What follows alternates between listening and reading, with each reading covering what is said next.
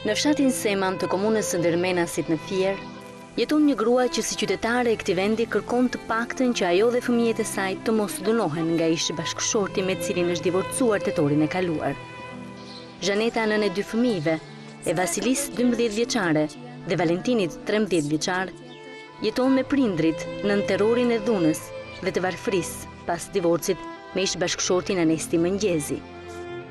Episodi i radhës i serialit të dhunës ka ndodhur dje në tempullin e drejtësisë, brenda ambienteve të gjykatës së Fierit, përpara syve të gjyqtares Irena Maneku dhe policëve të pranishëm. Nëse ai më rrej mua sot dhe dije në mes të gjykatës, në mes të gjithë gjykatësve, ku kam unë siguri për jetën të dalë nesër aty, kur fëmija im mbyllen, ngujohen. Nuk jam në shkollë, që ishin 2 fëmijë të 10-s, edhe arrin që mos të dalim nga dera e shtëpisë. Ku është ligji këtu? Ku është shteti?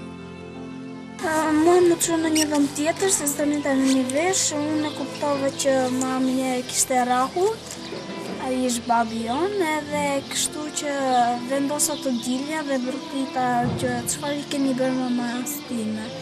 Dhe në atë kohë e pash të gjithë të gjakosur, me një këmish të gjakosur, edhe doja mbajta qetësinë, gjyshe unë e vrikos jeshtë nase, edhe pastaj ja çuam në polici edhe në spital.